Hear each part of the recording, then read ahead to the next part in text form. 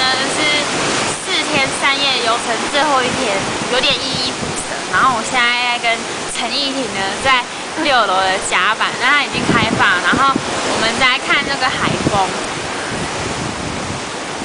你看，就是天气晴朗，然后那个海声刷刷的，然后舒舒服服的海风，然后来看一下那个浪花，还有听一下海风。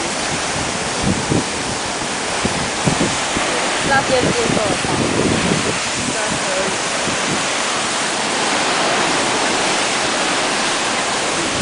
那超美的。然后我们走去前台。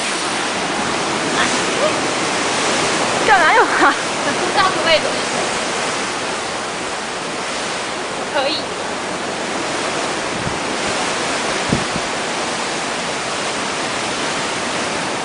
先来这里好了，因为前面有人在洗船。